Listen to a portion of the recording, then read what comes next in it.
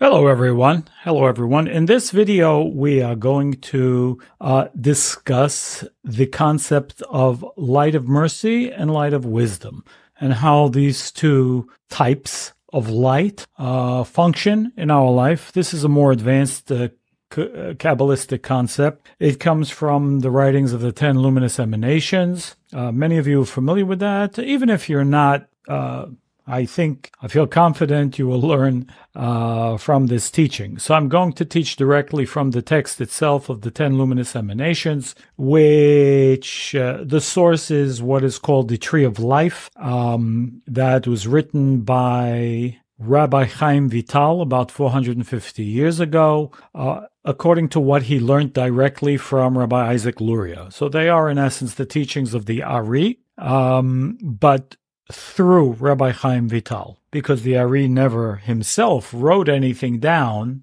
It is only Rabbi Chaim Vital that wrote down the Ari's teachings. And he says, "Lefichach mukhrach kol or hamitpashet me'ama'atzil likalel gam ken mibchinat haratzon lashpia." He says, it's important for us to know that all light that emanates from the Creator, or that extends from the Creator, it must have an aspect of a desire. Now we know there's no desire within the endless or within the upper light that's within the endless, but once it extends outward from the Creator, and that's called an extension, which comes a little bit later in the study, then it must be inclusive of some level of a vessel. So when he says a desire to receive, it doesn't mean a desire to receive that many of us are familiar with. It's not an active type of desire, okay? It's the type of desire where, let's call it an extension, like an extension cord. So where there is a receiving, but there is no activity of desire to receive. So whereas an extension cord extends electricity, it's receiving the electricity through the extension, but there's no activity that says, come on, electricity, come into me so I can extend you. No, it's there. You put it in the wall and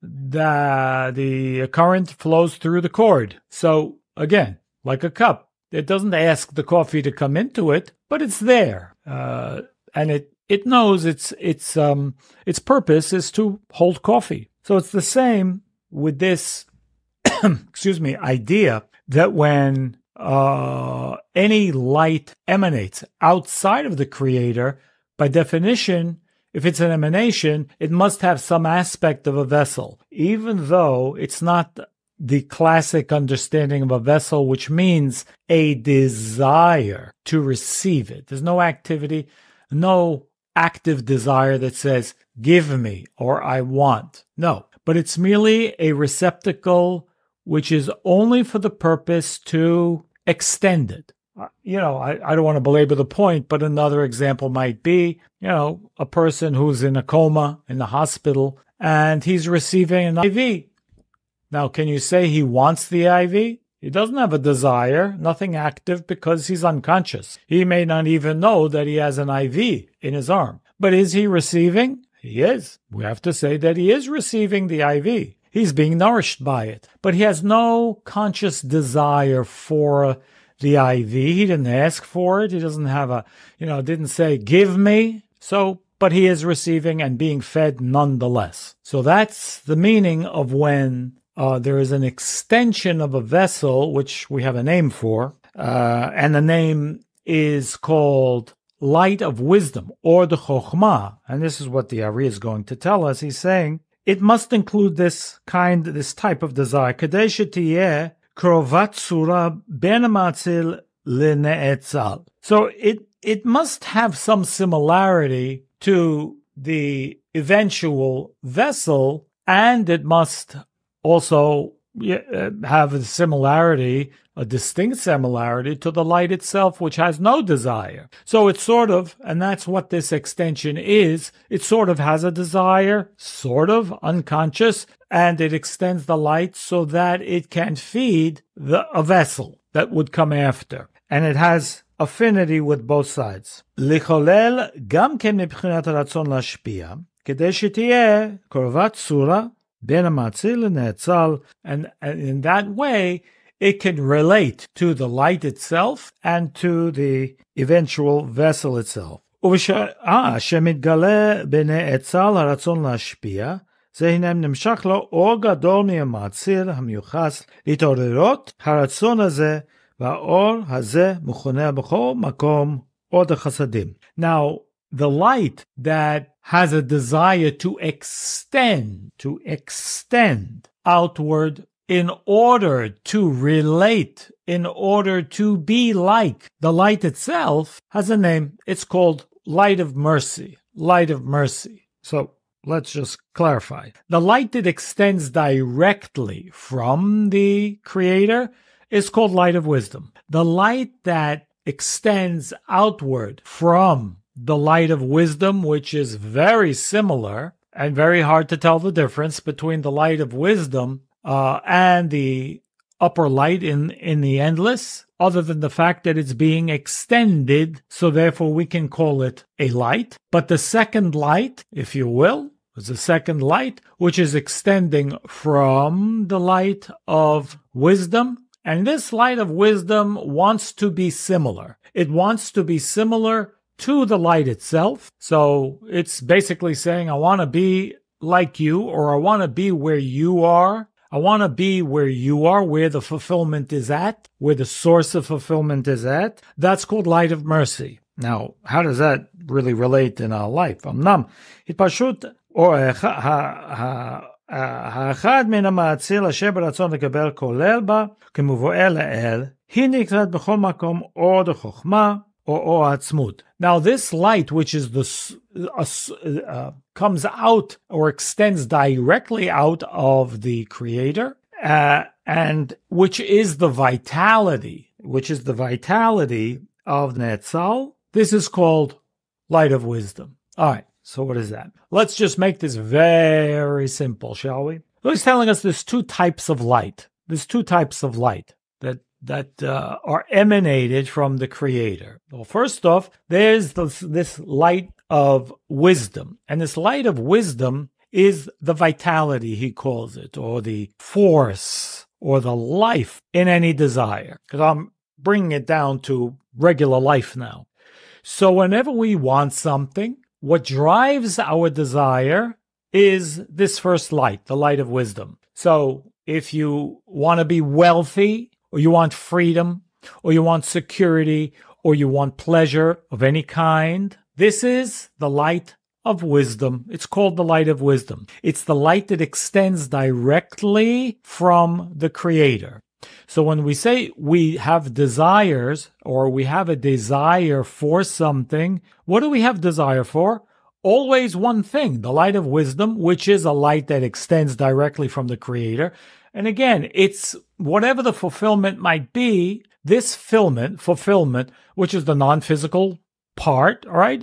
Again, even if it has a physical component, obviously, money can bring people many, many things, but really, even the physical things that money can buy, we really want non-physical things from it, right? We want happiness, we want pleasures, we want freedoms, we want security. So all the things that even money can buy physically, it's always non-physical things that we want. And it's, by the way, it's the same with everything. It's the same with everything. What do we want from a relationship?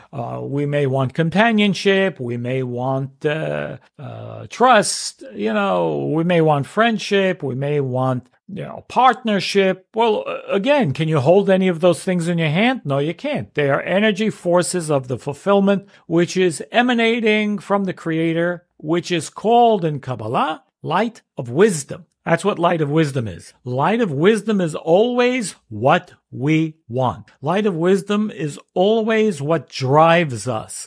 Light of wisdom is always what it motivates us to move. It is our desire, but it is not alone. It says any complete structure means a structure of desires, because everything we do really contains a structure of desires. Now let's think about that. If you want to make breakfast, that's the goal. That's your light of wisdom, okay? You want to eat and get the fulfillment from the food. But in order to do that, a number of things are required, right? You may need to get out of bed. You may need to, first there's other things that you need to do. And then you got to go to the kitchen, or you need to go to the market and buy some things, or you need to go to the restaurant. And then, every step along the way really requires some unconscious desire that needs to be fulfilled, and you do it. You need to get in your car. Do you have an active desire to get into your car? No, you're not thinking about it.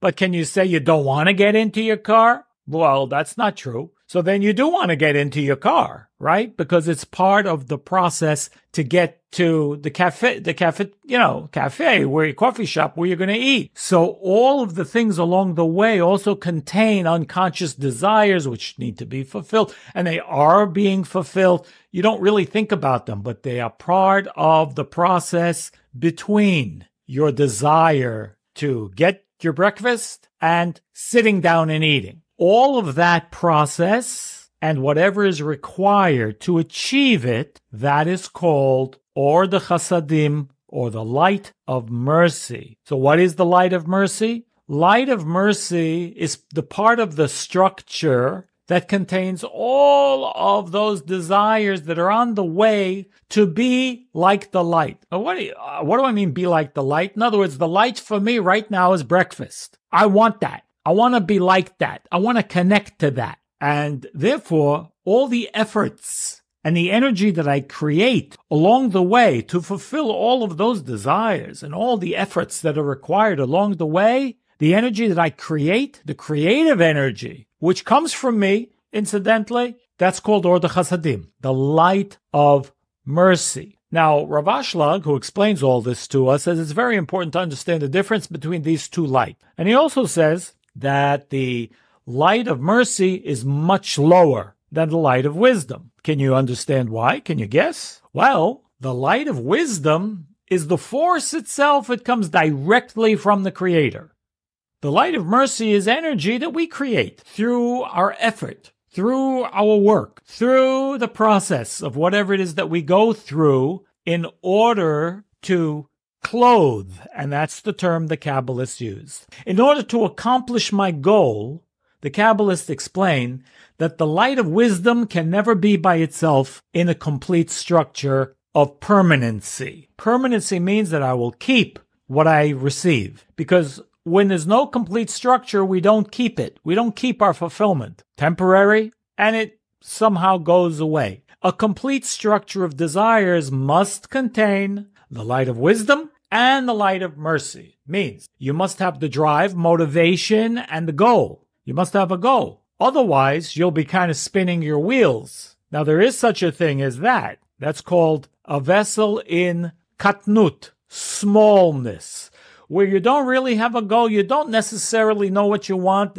but you keep working. You keep making effort, but you don't know where you're going. That's not going to work out until you have we must have a goal. The goal can change, no problem. But we must have something that pushes us forward and drives us towards a particular goal. So that, again, that's the light of wisdom.